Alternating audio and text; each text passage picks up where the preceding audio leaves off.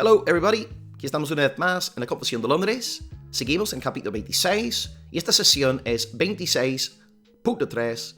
26.3.3. Como título hoy, Sinagogas de Satanás.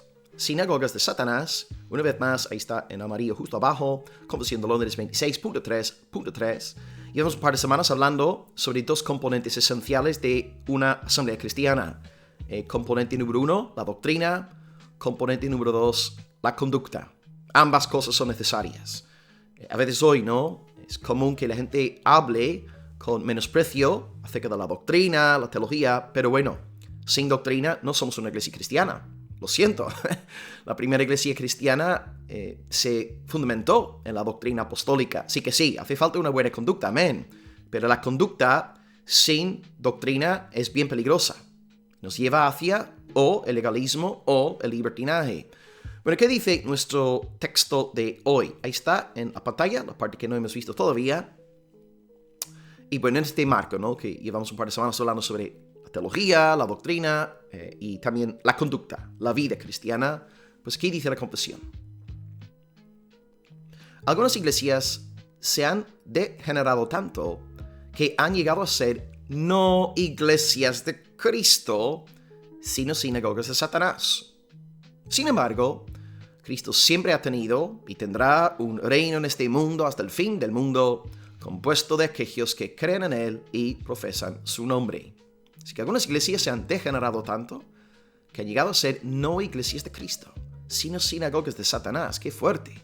Sin embargo, Cristo siempre ha tenido y tendrá un reino en este mundo hasta el fin del mundo, compuesto de aquellos que creen en Él y profesan su nombre.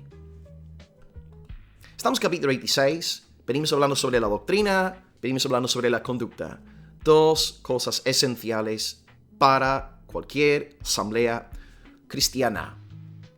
Toda la iglesia tiene sus defectos, pero cuando una congregación se aparta de una doctrina establecida, o cuando una congregación se desvía de un principio ético que está en la palabra de Dios, lo que tenemos es un fenómeno aquí, en el pasaje, y como nuestro título hoy, lo que nace es una sinagoga de Satanás, ¿verdad? Todas las iglesias. No hay ninguna iglesia perfecta, ni siquiera la nuestra, no es una congregación glorificada.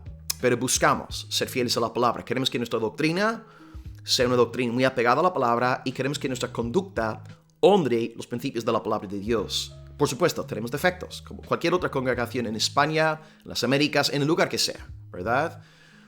Pero cuando una iglesia pública y de forma institucional, pública e institucionalmente se aparta o de una doctrina fundamental o de la ética cristiana, pues lo que tenemos ya es una sinagoga de Satanás. Esta expresión no fue acuñada por los autores de la confesión. Ellos sacaron esta terminología de la Biblia y de hecho hemos estado hablando en nuestros estudios sobre el Apocalipsis, sobre el primer texto, ¿no? Apocalipsis 2.9, dice la Escritura: yo conozco tus obras, tu tribulación y tu pobreza, pero eres rico. Y conozco la blasfemia de los que se dicen ser judíos y no lo son, sino sinagoga de Satanás. He subrayado la expresión para que se esté ahí resaltada, ¿no? Y luego, segundo texto, Apocalipsis 3.9, he aquí yo entrego de la sinagoga de Satanás a los que se dicen judíos y no lo son, sino que mienten. He aquí yo haré que vengan y se postren a tus pies y reconozcan que yo te he amado. Mi meta aquí no es explicar lo que quiere decir Apocalipsis 2.9 ni Apocalipsis 3.9. La meta no es esta.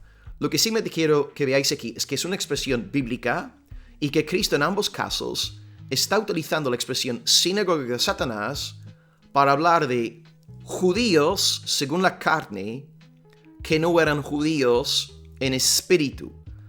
Es como la expresión de Pablo en Romanos: no todo Israel es Israel.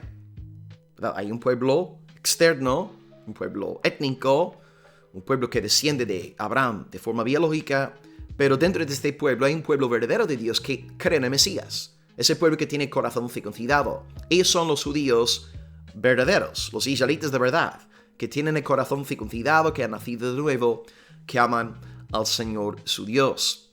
Por tanto, lo que la Confesión de Londres hace es, pues, la Confesión toma esta expresión del Apocalipsis, sinagoga de Satanás, que en aquel entonces, primer siglo, se aplicaba a los judíos no creyentes.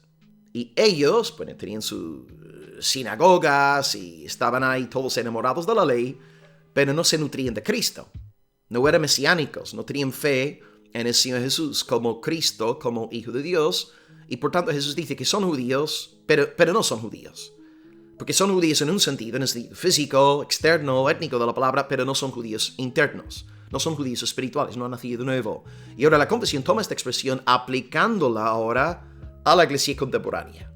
Diciendo que hay iglesias que tienen nombre de ser de Cristo, pero no son iglesia. Porque no siguen la doctrina de Cristo y, bueno, tampoco siguen la ética del Señor Jesús. Son sinagogas de Satanás. Lo que la Confesión quiere decir aquí entonces es que hay una apariencia de piedad. Hay mucha gente que profesa el nombre de Jesús, pero no realmente sigue a Jesús. No son discípulos del Salvador.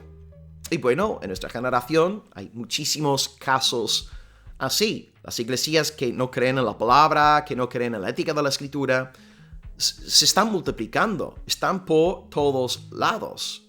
Y curiosamente algo que me he dado cuenta es que estas iglesias que se apartan de la doctrina cristiana y que se apartan de la ética cristiana no son, digamos, iglesias vírgenes, nuevas, no son fruto de la evangelización, sino que estas iglesias son, yo diría, casi en su exclusividad, ¿no? Estaría hablando de grupos que ya están en iglesias establecidas y que son iglesias que llevan ya 2, 3 generaciones y desde ahí empiezan a negar la herencia suya. Es decir, estas iglesias, ¿no?, que acaban apartándose de la fe, son iglesias que llevan ya décadas con el nombre de iglesia cristiana y tristemente entre la frialdad, entre la incredulidad, entre la mundanalidad, y estas iglesias acaban convirtiéndose en expresiones del mundo, ¿no? Así que no vas a ver una iglesia así de esa índole. No vas a ver, ¿no? Llegan unos evangelistas a una ciudad, en el favor del Señor, predicando la palabra, Dios levanta una obra preciosísima. Esa obra que acaba de comenzar, no. Ahí no vas a toparte con esas personas, ¿no?, que son sinagogas de Satanás. Las sinagogas de Satanás siempre